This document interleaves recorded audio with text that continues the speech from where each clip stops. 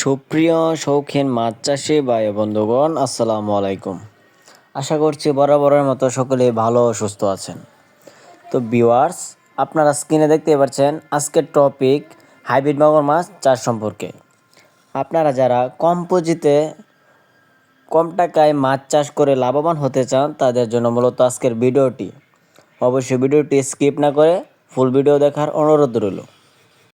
তো ভিউয়ার্স, আপনারা স্ক্রিনে দেখতে পাচ্ছেন আমার হাতে যে পোনাটি আছে এটি চকলেট কালার অরিজিনাল উন্নত জাতের হাইব্রিড মাগুর মাছের পোনা। আপনাদের যাদের ছোট নালা অথবা ছোট পুকুর, ময়লা আবর্জনা পুকুর আছে তারা কিন্তু এই মাছগুলোই কোনো খরচ ছাড়াই চাষ করে অল্প দিনের ভিতরে বাজারজাত করতে পারবেন। এটি রাক্ষসীয় জাতীয় হাইব্রিড মাগুর মাছের পোনা। এই পোনাগুলো মূলত সকল ধরনের খাদ্য খেয়ে থাকে। পুকুরের ময়লা আবর্জনা এইসব খাদ্য কিন্তু এরা খেয়ে বড় হয়ে থাকে। ভিউয়ার্স, আমার হাতে যে পোনাগুলি দেখছেন এটি 3 থেকে 4 ইঞ্চি সাইজের হাইব্রিড মাগুর মাছের পোনা।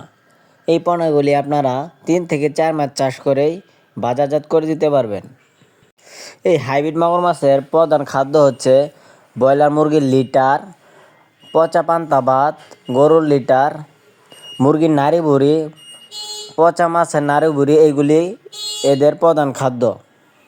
আপনাদের যাদের পুকুরের উপরে ব্রয়লার মুরগি লালন পালন করেন তাদের জন্য কিন্তু এই মাছটি সেরা একটি লাভজনক মাছ চাষ।